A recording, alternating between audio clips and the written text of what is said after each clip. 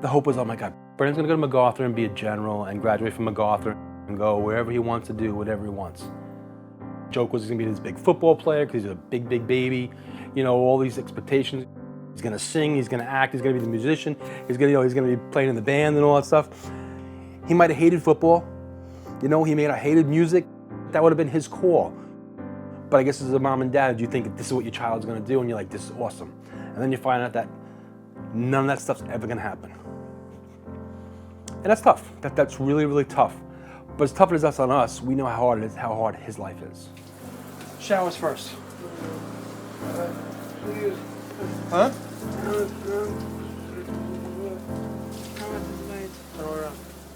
My son Brendan is now 21 years old, and Brendan has autism. Though he's an adult, he's not an adult. He has a very hard time speaking and communicating with us or getting his point out. He has a hard time dealing with big crowds and sometimes loud noises, but when he's at the school with the kids in the high school, that's his home environment. All those things go away. The kids in the school open up their lives to him and changed everything. And it just went crazy. It went totally crazy.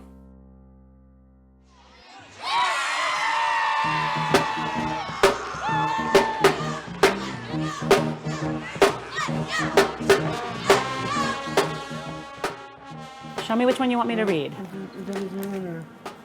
I'll pick one. The safest method to avoid these guys is to run beneath them when they... When Brendan was 12 months old, I was already a little bit concerned because he wasn't talking, and I had friends who had, babies around the same age. Maria would ask the doctors constantly, do you think something's wrong? Don't compare him to other children. That's what we would get. Don't compare him to other children. And she knew right away something was not right. I was wondering, did I do something wrong? I didn't drink diet soda. I didn't drink coffee. You try to do all the right things when you're pregnant. I know I personally felt I just hope they could help him. You just hope he'll overcome it. At the time, I don't think I realized it was a lifelong thing. Like there'll be delays and maybe he'll improve. There were so many concerns. Will he have friends? Will he always be alone? I just wanted him to have as full a life as he could, even with his limitations. What's up, Brendan? Thumbs up. Badminton. Badminton? You're gonna go play badminton? Badminton. Yeah, you're gonna go play? The whole thing started a couple of years ago. Brendan started coming home talking about, I go see football. He likes watching sports on TV. He likes watching the Yankees. He likes watching the Islanders. But he kept saying, I go to football. And I'm like, you know what? I'm gonna bring him up to the game. Well, him and I were walking, and kids were walking by saying, hi, Brendan. And I'm like, these kids know who Brendan is? Hi, Brendan. Hi, Brendan. Would walk by, and we'd be like, what is going on? Him and I sat, and we watched almost the whole game. During the week, it was like, I go see football again. It started right away again, where he wanted to go back again. After the next game, we were standing, all the guys came off, were high-fiving him, telling, hey, Brendan, hey, Brendan. The coach of the football team was my quarterback growing up. And it's like, they talk about him all the time.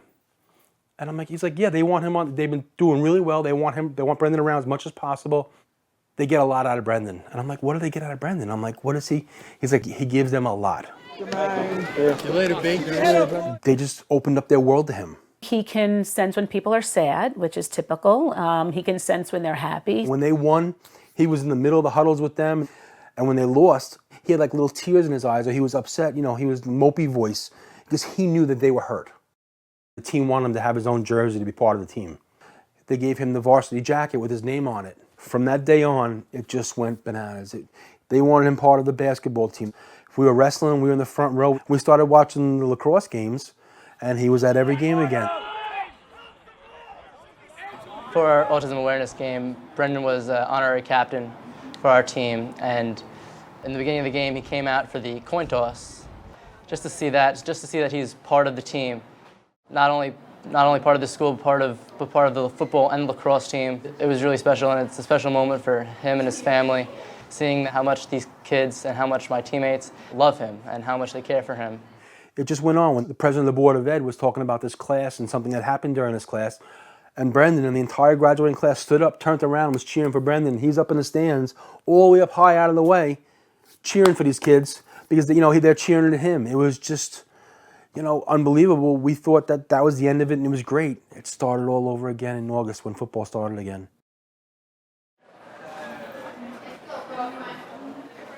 No, this way. What's up, Brian? When he first started here at MacArthur, he was probably one of the tallest students. We all knew Brendan because of that presence that he made in the hallway. Over here, we've got a whole bunch of bowls, all different sizes, big ones, medium ones, small ones. So we need to organize them, right? What does it mean to organize something? When I first met him, I never really had someone who had autism in my life, so I wasn't sure how to interact with him. But once I got to know him, it was like you didn't see Brendan as his disabilities, you saw him as Brendan and as your friend. Where's the expiration date? Where is it? You There found it is. it! There it is. We try to promote social skills, communication skills, and we try to get them ready and transition them into the workplace. Specifically, we know that Brendan loves sporting events, so this is something that we can carry out with him after graduating. You ready to play some basketball? Yes. Didn't really know much about kids with autism, but much about kids in the ABA program. It was just amazing to see how many people care and how many people would come out for these games. The Challenger Basketball League was started. It started a couple of years ago in other districts around us. Our athletic director saw it and said, you know what, if these other districts can have a special ed basketball league, why can't we? And I'm like, Brendan's gonna play basketball. I'm like, I don't know how well it's gonna go. It's like, bring him to a practice. We'll see what goes on, see if we can learn the game. And then we found out that Brendan liked playing basketball.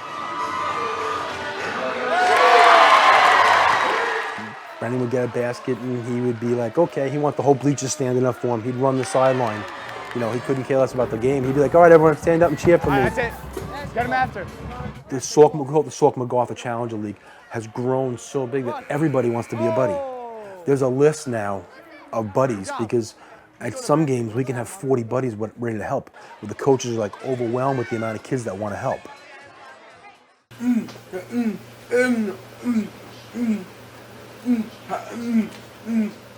Not knowing that a child has autism, a lot of people think that child's a brat because he's crying, because he's not getting his way. Stand up, let's go. Having a meltdown, that's a bad child. Bad parenting. You know, just a bad kid. Whose house we going to? Or say it, Morero's. I got Morero's times. There's eight children in this class, and there's 8 totally different children in that class that all have autism. And not one of them's the same. And we've had a discussion with people before. I say, do me a favor. Right now, close your mouth and just pretend you're hurting. Tell me how you're hurting. Well, I can't do. Be like my son. He's not feeling good, but he can't tell me how he's feeling. Brendan! Who's here? Brendan, hi! Look at me. How would you get your words out? How do you communicate without being able to communicate? So when you see a child on the ground tantruming and having a rough time, that child might have a problem that, you know, you don't have any control over. And what am I going to say? I'm never going to take my child out. I'm going to leave him at home his whole life and never take him out of his room. No, as parents, we get our kids out. We try to, you know, let them see the rest of the world and see what's going on. His favorite song is Living on a Prayer by Bon Jovi. It's beautiful because you see the kids, you know, all cheering him on and, you know, screaming. They help turn his mood around sometimes when he's down, and that's, you know, really nice.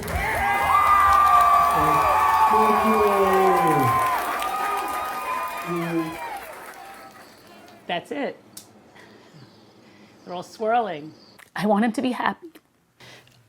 My hope for Brendan's future is for him to be as happy and independent as he can and feel like he's valuable. And because I think we all need to feel that at some point, that we matter in some way.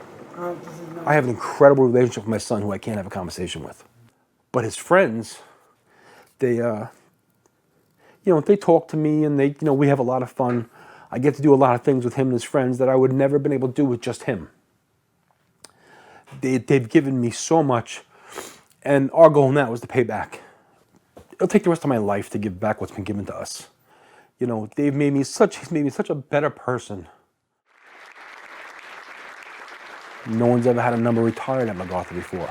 They gave him that number, and he took it. He took that number with him, and no one else is ever going to wear it again. So we're connected to MacArthur for a long time to come.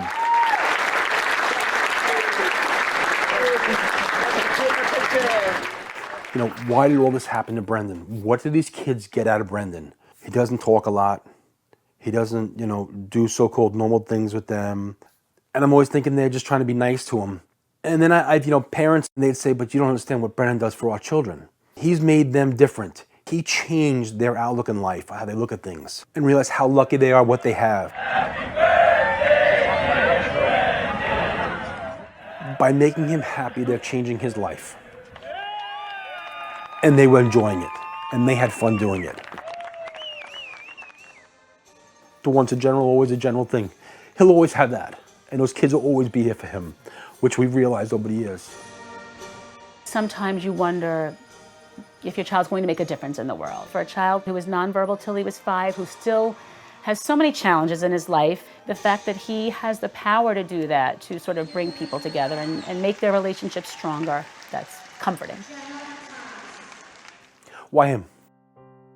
And I don't know truly why, but we're lucky. We're very, very lucky.